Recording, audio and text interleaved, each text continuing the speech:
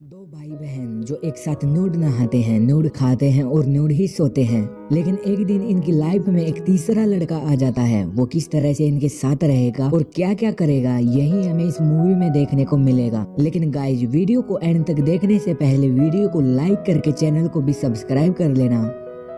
Movie की शुरुआत में हम मैथ्यू नाम के एक लड़के को देखते हैं जो अपनी पढ़ाई पूरी करने के लिए अमेरिका से पेरिस आता है। मैथ्यू को मूवी देखना काफी पसंद है, जिसने काफी सारी मूवीज भी देखी होती हैं। मैथ्यू जा ही रहा था कि बीच रास्ते में उसे कुछ लोग स्क्रीनिंग रिस्ट्रिक्शन हटाने के लिए रोड पर प्रदर्शन करते दिखाई देते हैं। मैथ्यू भी उनमें शामिल हो जाता है, जहाँ उसकी मुलाकात इजाबेला से होती है। इजाबेला उससे पूछती है, तुम अकेले हो, साथ में कोई फ्रेंड्स नहीं है? तो मैथ्यू बताता है वो अमेरिका से आया है, इसलिए अभी उसका कोई फ्रेंड नहीं है। ये सुनकर इजाबेला मैथ्यू को अपने भाई थियो से मिलवाती है, जिसके बाद ये वहीं मूवीज पर बात करने लगते हैं, जो कि दोस्त भी बन जाते हैं। लेकिन तभी पुलिस वहां आकर लाठीचार्ज कर देती है। ये देखकर सभी वहां से भाग जाते हैं। जब ये लोग रात को एक रास्ते से जा रहे थे तो तब भी मूवीज पर ही बातें कर रहे थे। मैथ्यू काफी खुश था, उसके दो फ्रेंड्स बन गए थे। और घर जाने के बाद मैथ्यू अपनी मॉम को एक लेटर भी लिखता है, जिसमें वो अपने नए दोस्तों के बारे में भी बताता है। इसके बाद मैथ्यू सुबह उठता है तो उसके पास थियो का कॉल आता है, जो कि उसे आज रात डिनर के लिए इनवाइट करता है। मैथ्यू उनके घर जाता है तो इजाबेला उसे अपने मॉम डैड से मिलवाती है। इजाबेला के डैड एक पोएट थे, तो डिनर करते हुए वो मैथ्यू को बताने लग जाते हैं कि पोएट्री में इंस्पिरेशंस कैसे आते हैं। लेकिन मैथ्यू का ध्यान उनकी बातों की जगह कहीं और होता है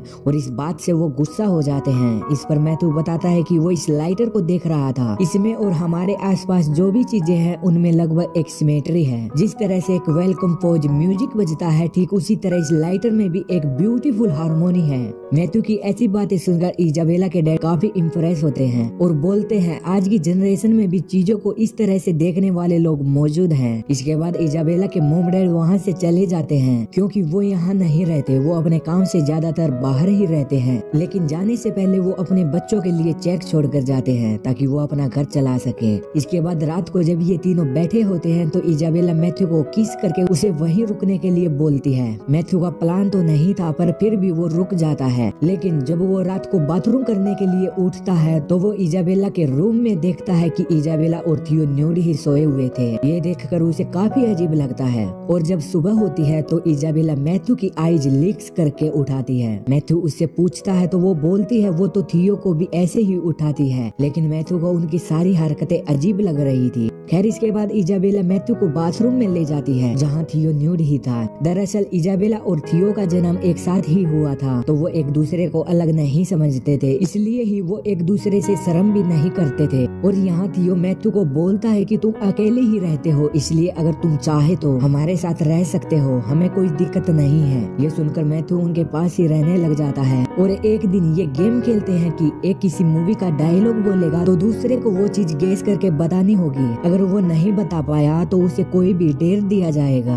पहले थियो एक मूवी का सीन करके दिखाता है, लेकिन मैथ्यू और इजाबेला को कुछ भी समझ नहीं आता, तो थियो उन्हें डेर देता है कि उन दोनों को उसके सामने ही इंटीमेट होकर दिखाना होगा। और तभी गेम रूल्स के हिसाब से इजाबेला उनके सामने ही अपने कपड़े उतार देती है। ये सब देखकर मैथ्यू की बॉडी में हलचल होना शुरू हो जाती है, जो कि वहाँ से बाथरूम में भाग जाता है। और जब वो बाहर आता है तो थियो उसे पकड़ लेता है, जिसके बाद वे मैथ्यू के कपड़े उतार कर देखते हैं तो इजाबेला को मैथ्यू के प्राइवेट पार्ट पर उसकी एक फोटो चिपकी मिलती है, जो उसने छिपा रखी थी। जिसके बाद मैथ्यू इजाबेला के साथ इंटीमेट होता है। ये इजाबेला का फर्स्ट टाइम था तो उसे काफी पेन होता है, लेकिन फिर भी उसने काफी मजे किए। इसके बाद जब मैथ्यू बेड पर फिर से इजाबेला के साथ इंटीमेट होता है तो वो उससे उसके और थियो के बारे में पूछता है कि तुम लोग ऐसे कैसे रह लेते हो। इजाबेला मैथ्यू को बताती है थियो और वो एक साथ जन्मे थे, इसलिए वो एक दूसरे को एक दूसरे का हिस्सा मानते हैं, लेकिन उनमें फिजिकल रिलेशन नहीं है। ये सुनकर मैथ्यू उसे बोलता है अगर तुम्हारे पेरेंट्स को इसके बारे में पता चल गया तो फिर क्या होगा। ये सुनकर इजाबेला बोलती है कि अगर ऐसा कुछ हुआ तो वो अपनी जान दे देगी।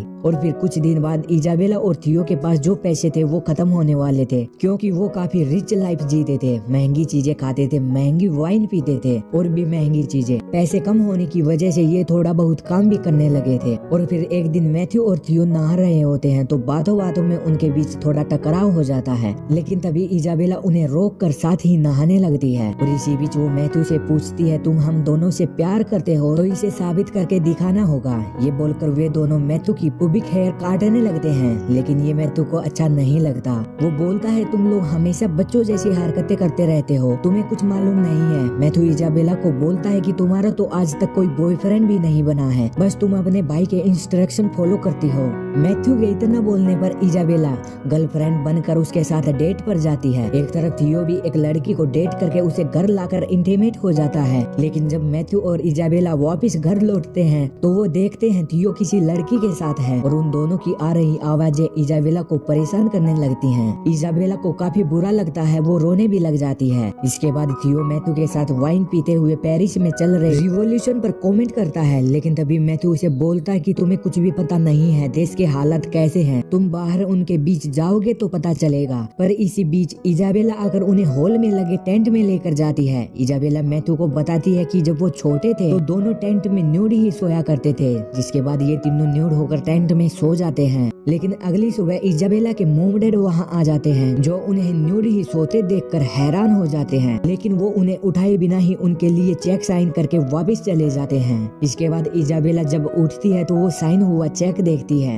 जिसे पता चल जाता है कि उनके मॉम डैड आए थे। उन्होंने सभी को न्यूड देख लिया होगा, लेकिन शर्म के मारे कुछ न बोलकर वापस चले गए। इसके बाद इजाबेला भी गिल्टी फील कर रही थी, वो अब अपने मॉम डैड के सामने नहीं जा सकती थी, इसलिए वो सुसाइड करने के लिए पूरे घर में गैस फैलाने लगती है। लेकिन बाहर रिवॉल्यूशन चल रहा था तो उनका एक पत्थर उनकी विंडो से घर के अंदर आ जाता है। मैथ्यू और थियो भी नींद से जाग जाते हैं, जो कि बाहर चल रहे रिवॉल्यूशन में शामिल हो जाते हैं, लेकिन थियो सबसे आगे पहुंचकर उनका रास्ता रोकने वाले पुलिस वालों पर पत्थर फेंकने लगता है। मैथ्यू उसे रोकने की कोशिश करता है, पर वो सुनने को तैयार नहीं था। इजाबेला भी थियो का साथ देने लगती है। मैथ्यू उनका साथ नहीं दे सकता था, इसलिए वो वहाँ से भाग जाता है। इसके बाद पुलिस फोर्स के सबर का बांध टूटता है और वो सभी पर लाठियां बरसाने लगती है। ये देखकर सभी वहाँ से भाग जाते हैं और यहीं पर इस मूवी का भी एंड हो जाता है।